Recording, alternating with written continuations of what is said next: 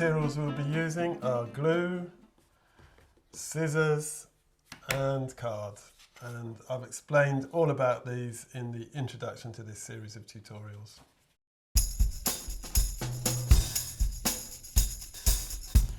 So there are three basic types of parallel folds. This is the parallelogram that we looked at in Parallel Folds Part 1, and when the page is flat, the parallelogram goes flat.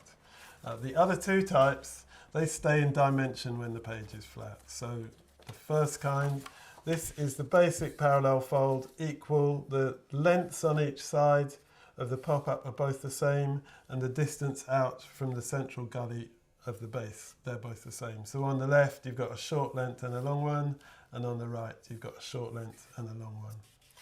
We'll be dealing with that today. And the other one is the asymmetric parallel fold. So here's the asymmetric parallel fold. All four lengths are different. You've got a short length on the base and a long one, and a long length on the pop-up and a short one. On the left you've got short base, long piece on the pop-up. On the right, you've got a long piece on the base and a short piece on the pop-up. And the base plus the pop-up on each side, they balance. So as you close it, the pop-up closes. So we're going to be dealing with these two now. So first I'll show you how to make one of these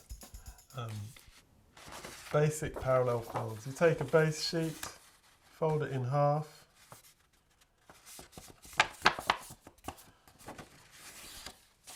crease the base really thoroughly,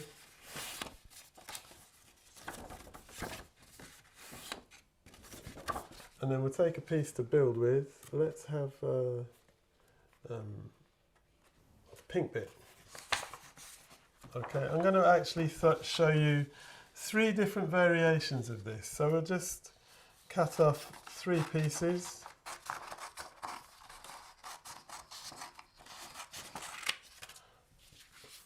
So there's no importance to the dimensions of these. They're just as you know, whatever you want for your design, basically. So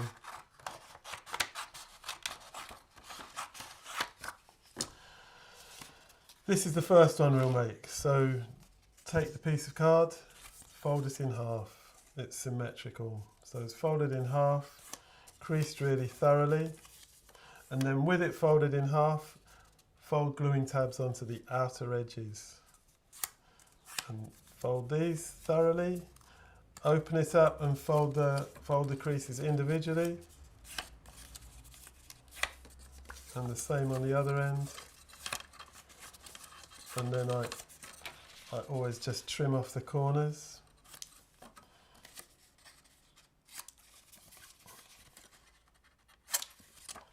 Right, and this, depending on what you want in your design, it can be glued down really close to the spine, so you've got a tall, thin shape, or you can go flatter and flatter, further and further. You can even stick it out so it's flat. And it'll still work. I'll show you one of those in a book in a minute. So we'll just glue this on. So we've got the two lengths on the pop-up. They're both the same. So we need the two lengths on the base to be the same as well. So put glue just on one end. So here's the glue on one end. Smear it to the crease. And glue it down. I'm going about 2 centimeters out. Actually, I want it a bit higher up the page because I'm going to put two more on the same page. So there's that. Soundly glued. Put the pop-up into its closed position. Put glue on the other end. Smear it up. Close the base so it finds its natural sticking position. There it is, the basic symmetric parallel fold. The two lengths on the pop-up are the same and the two lengths on the base are the same.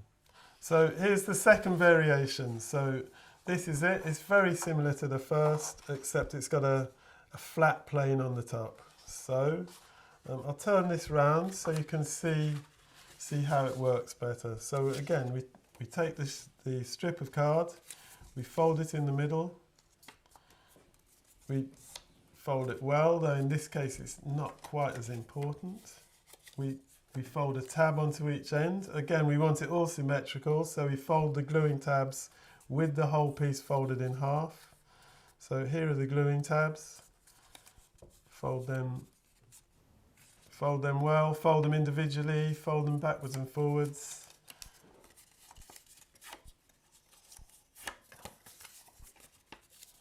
There it is. I'll just trim off the corners.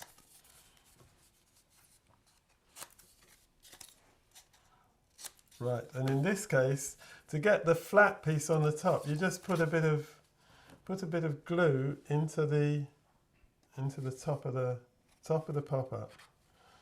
So there's some glue there, and close it down. And this one, because I'm making it with such a short piece, you can't go really wide. So we're going to have it much closer to the spine. The tabs can either be sticking out like this, or you can fold them away underneath. I think actually in this case it's quite interesting having them on the outside. So I'm going to glue them, put the glue on the outside, and glue one side first. So in order to get the symmetry, we'll glue one side first and glue it into place. So here we are. And then we close the pop-up piece down, put glue on the other tab, smear it to the edges, and close the base so it finds its natural sticking position. So there's the second variation. The third one is even more simple. The third one, fold it in half, and this time there are no gluing tabs. This time we're making a curved shape. These are quite unusual in pop-up. So this time we just put a little bit of glue on the outside edges of the pop-up. We can do both at the same time. So just smear the glue onto the bottom of the outside edges of the pop-up. And then sit it into this is actually slightly fat, so I'm just going to trim a piece off so it'll fit within the page. Right, put that flush into the gully, close the base, open it up, and we're getting a curved shape. So these are three variations on the symmetric parallel fold. All give you different potential when you're doing your pop-up designs. I'll show you some in a book now. So this is Robot by Jan Pienkowski. If we look at the final spread, this is a parallel fold. This is an equilateral parallel fold. Both sides are the same. It actually, the lengths on the pop-up are the same as on the base. So when the base is flat, the whole pop-up lies flat. So that's an equilateral parallel fold there. If we look to the other end of the book, there's just a very small example here. The head, I think she's a robot. The head of the robot is parallel folds, and her headscarf is. So these are the same type of parallel folds as we made the first one we made here. If we turn it round, we can see it more clearly. Here's the head of the robot. You've got two. You've got the head is one parallel fold, and the head scarf is another. As you close it, you can see it. And in this one, the lengths on the pop-up are bigger than the lengths on the base. That's why it stands up in 3D. And there's a final one I've got here, the Roaring Lion Tales by Ron Vandermeer. And this is a parallel fold. It's a massive parallel fold. It's got added creases which are what sculpt the shape. So if you pull out these folds, you can see that what we've got here is just one big parallel fold. as you close it, the whole thing goes flat. And by adding these extra creases, he's done a beautiful sculptural effect on this pop-up. So he's created a real 3D shape out of the parallel fold by adding extra creases. He's also cut a hole in one side, so he's really gone to town. You can look inside and see inside the structure. The palm trees, they're coming up through slots. The slots are another tutorial later in this series. That's the end of the symmetric parallel fold. Now I'll show you the asymmetric parallel folds. Here it is. This is an example. All four lengths are different. A short and a long length on the base, and a short and a long length on the pop-up. And it's important to have the long length on the pop-up above the short length on the base, and vice versa. The short length on the pop-up above the long length. I can actually do a really quick diagram of how this works mathematically. It's basically, you have here's your book, and you've got the pop-up is something like this. So you could call it, if this was 1, this length was 4, this was 3, this was 2. So from one side, from here to here, one way is 1 plus 4, and the other way 3 plus 2. Let me just show you. It's got to balance on each side. So on the left, on the base, you've got 3. On the pop-up, you've got 2. On the other side, on the base, you've got 1. On the pop-up, you've got 4. So you've got 5. The sum is 5 on each side. The other thing, to make it stand up, the pop-up has to be bigger than the base. So on the base, you've got 3 plus 1. On the pop-up, you've got 4 plus 2. So the base length is total 4. The pop-up length, the total is 6. So now we'll just make one of those.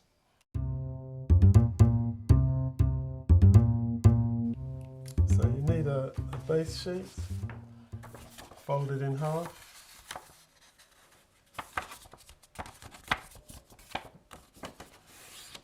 And this one is similar to the ones we just made. There are actually 2 variations. So take a piece of card to make them with. This will do. So I'll just cut a narrow strip off for one side.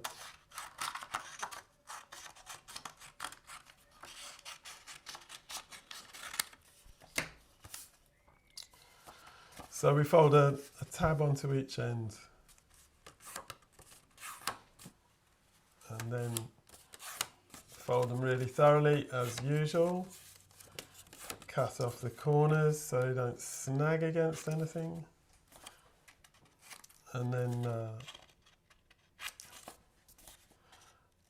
fold the third parallel fold, somewhere well off center. So there it is.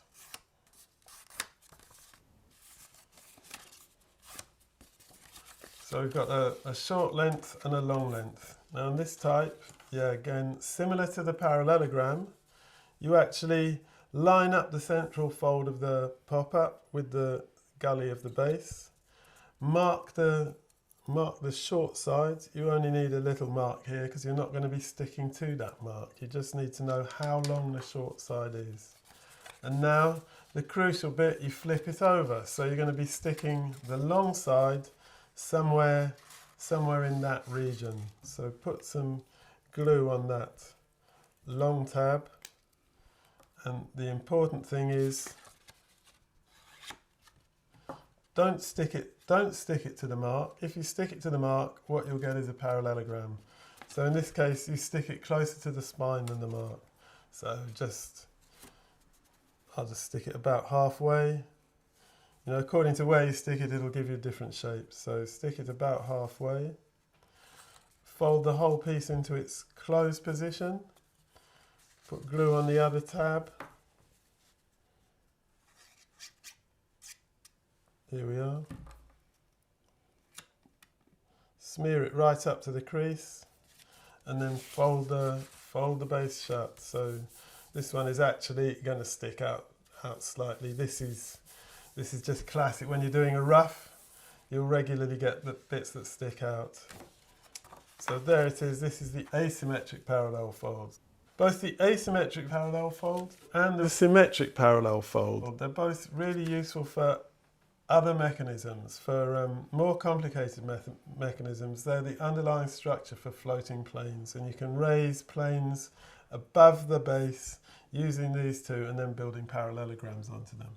And we'll deal with that in another tutorial on floating planes. So I was just going to show you how to add another asymmetric bendy shape. So in that case, yeah, you take your card, and in this case you actually fold it in the middle. So you make a crease right in the middle, and fold that pretty well, and then you put glue on one end. You're putting it on the outside. You just glue quite a short amount of the card. On the other end, again on the outside, you glue a longer piece of the card. So yeah, just smear it well over the surface, and then you put the end flush into the gully, glue it down, and then close the piece and shut the base. And so what you get with this is an